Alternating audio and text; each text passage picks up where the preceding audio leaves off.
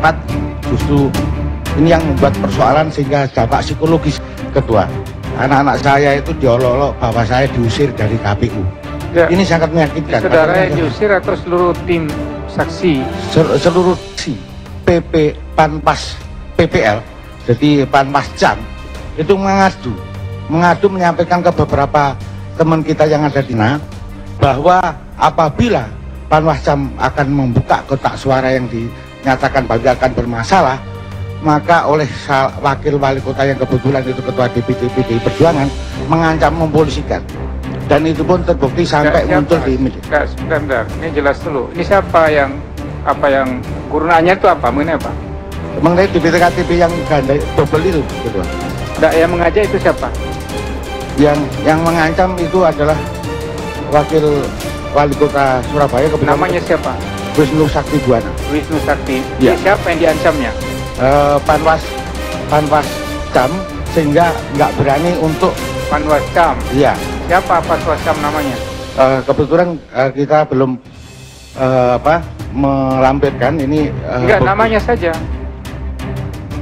Kita nggak apal, buktinya kita lampirkan menyusul. Ya, jadi gini, jangan cerita yang tidak jelas di sini. Tidak bisa nanti diverifikasi. Ya. Jadi siapa yang diancam, kapan diancam, di mana diancam, apa ancamannya harus jelas. Siap. Untuk kita verifikasi, kalau tidak nggak usah saudara terangkan. Ya. Terus apa hal yang lain?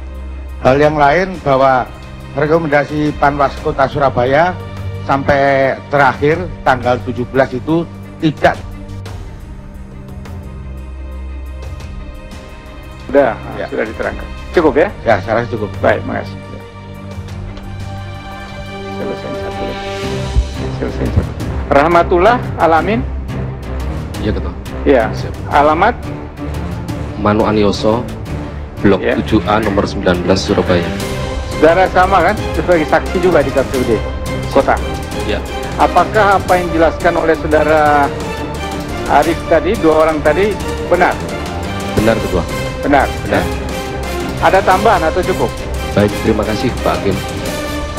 Tambahannya, pertama bahwa ketika saya dan Pak Arif itu mempermasalahkan DPT yang di awal, sampai akhirnya kita rame, Panwas membacakan rekomendasinya. Karena terus terang Ketua, kenapa itu harus kami sampaikan di awal? Karena kami juga mendapatkan bukti-bukti dari para relawan Merah Putih yang ada di kota Surabaya. Kejadian-kejadian dulu permasalahan, saya awalnya tanya tentang surat edaran, ternyata nggak dijawab, dan akhirnya seperti disampaikan Pak Arif, kami semua diusir, tapi karena kami menjalankan konstitusi, kami tetap berada di sana. Malah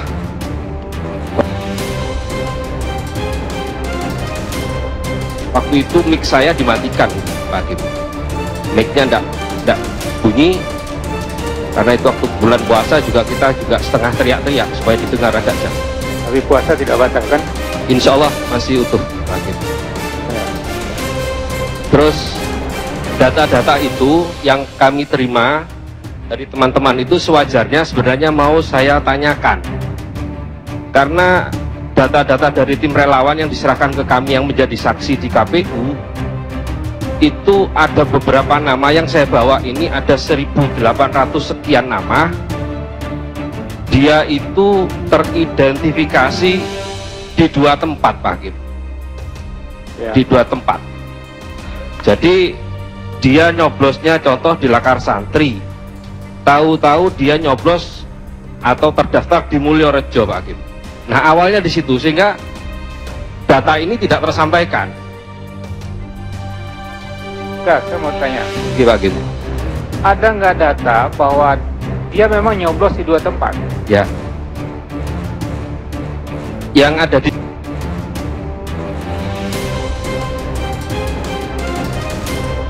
sini, Pak Hakim. Karena begini, karena orang memilih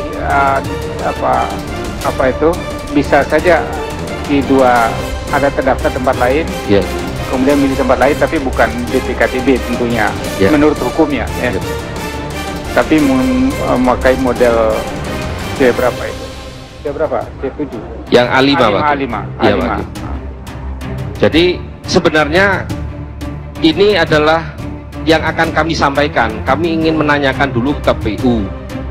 Nah, ternyata hampir sekitar 2 jam kita tarik ulur itu, baru yang namanya Panwas Kota Surabaya itu menyampaikan untuk meneliti, mencermati dan meneliti ulang yang ada di 24 kecamatan. Itu seperti yang ada direkomendasikan di Panwas. Itu Pak Hakim. Terus mohon izin Pak Hakim. Ya Pak Hakim. Itu saja ya, cukup. Ada satu lagi Pak Hakim, ya, yang ingin kami sampaikan di sini terkait kami sebenarnya dari tim Merah Putih ini sangat kaget Pak Hakim. Ini ada beberapa hal, contohnya di Karah itu teman-teman saksi kami itu dari Panwas merekomendasi untuk 26 TPS itu untuk dilakukan penelitian ataupun namanya PSU Pak. Tapi setelah ini berjalan kami tidak berhasil, walaupun kami tidak memberikan tanda tangan di situ. Yang sangat menyakitkan kami baca di salah satu media Pak Hakim, bahwa Wali Kota Surabaya mengatakan kepada itu. Jadi gini. Mohon izin Pak Hakim.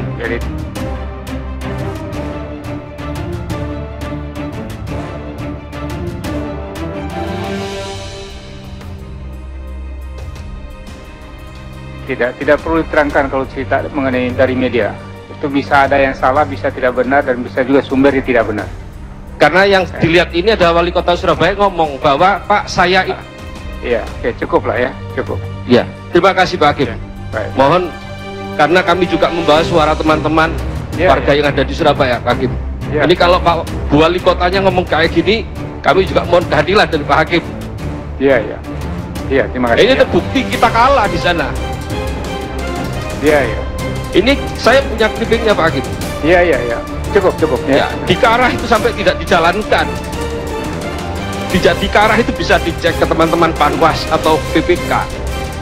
Ya, cukuplah. Keterangan. Di situ ada surat keterangan domisili yang sama Pak Hakim. Sudah, saya sudah ingatkan.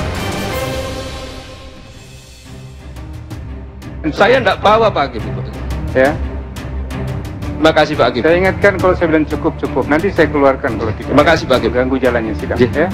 Ya Pak Hakim. Dari termohon, apakah nanti kami diperkenankan? Nanti ada, catat saja dulu. Akan silakan ditanya. Hari ini atau nanti hari ini jadwalnya? Catat saja dulu. Kita lihat perkembangan. Ya. Baik. Sidang diskorsing sampai pukul 16:20. Hadirin dimohon berdiri. Yang Mulia Majelis Hakim Konstitusi meninggalkan ruang persidangan.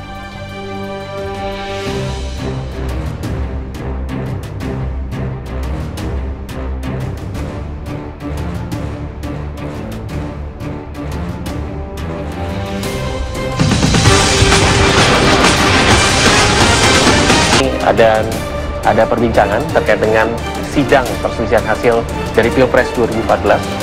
Telah bersama kami dua narasumber yang ada di studio. Ada Mas Ubaidillah di sini, Ubaidillah Badun, Kang. Selamat sore. Selamat sore. Di sebelah kiri saya ini juga sudah ada Mbak Samsul Bahri, mantan KPU. Selamat sore. Selamat sore. Kita akan mendiskusikan bahwa di hari yang kedua begitu ya sidangnya, karena dimulai pada tanggal 6 Agustus yang lalu, bahwa saat ini sidang sudah berjalan sampai pemeriksaan saksi. Sedikit mereview sidang ke belakang gitu. Menurut Anda ada beberapa yang menjadi tudingan dari pihak Prabowo Hatta dengan berjalannya sidang ini. Beberapa tuntutan dari berbagai pihak meminta agar kalau bisa MK ini tidak berkutat hanya dalam posisi sebagai kalkulator gitu. Ya. Pendapat Anda seperti apa? Saya melihat bahwa sebetulnya MK memang harus melihat dari dua perspektif hukum. Pertama, perspektif yang kuantitatif, melihat beberapa gugatan dari pemohon tentang data-data yang memang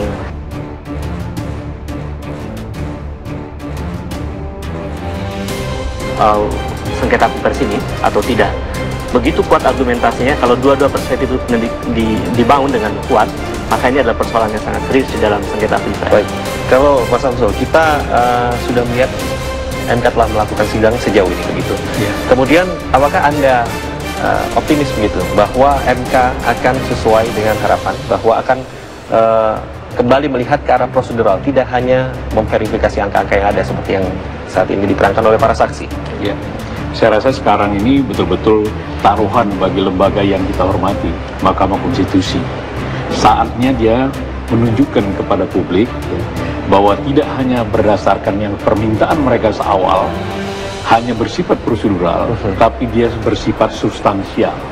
Oleh karena itu, kearifan para hakim saya rasa ini diuji, dan kita lihat rakyat Indonesia akan melihat itu.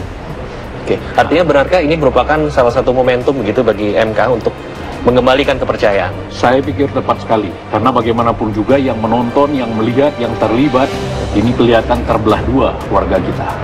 Ya. Nah, disinilah kalau itu memang betul-betul adil, maka kepercayaan publik kepada Mahkamah Konstitusi akan kembali seperti sedia kala. Kang Ubed, optimis dengan MK bahwa bisa membentuk atau membuat suatu produk konstitusional yang baik nanti di akhir? Ya, saya MK sekarang ini kan menjadi sebuah proses yang sangat penting, karena beberapa waktu yang lalu MK dihadapkan dengan sebuah persoalan sangat serius ya. Ketika salah satu ketua MK-nya bermasalah pada waktu itu, berperkara hukum, dan sekarang adalah momentum pentingnya. Nah, apakah kemudian MK akan memutuskan perkara ini dengan benar? Itu sangat ditentukan oleh keyakinan MK tentang data-data yang disodorkan oleh para saksi. Begitu MK membuat keputusan berbasis pada data, kemudian berbasis pada argumentasi substansial, maka disitulah kemudian MK diuji apakah MK betul-betul independen atau tidak. Dan saya kira ini akan membangun kembali kewibawaan Mahkamah Konstitusi. Begitu, Mas.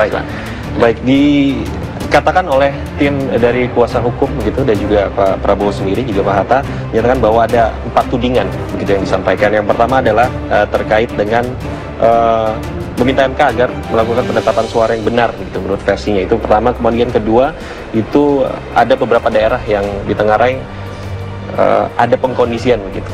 Nah, kemudian ada kesalahan rekapitulasi. Menurut Anda, dari sekian tudingan yang disampaikan oleh tim kuasa hukum dan juga Prabowo Hatta, mana yang paling krusial saat ini yang harus segera diselesaikan? Saya melihat di dalam sengketa pilpres itu yang paling krusial biasanya adalah biasanya persoalan dari data dulu ya. Ketika misalnya ada penggelembungan suara, ada inkonsistensi data, kemudian ada termasuk DPT KTP itu daftar pemilih tambahan, dan saya kira itu menjadi sebuah perdebatan di dalam Mahkamah Konstitusi yang nanti akan membuat keputusan tertentu di dalam pengambilan keputusan. Tetapi lebih dari itu sebetulnya ada hal yang lebih substansial.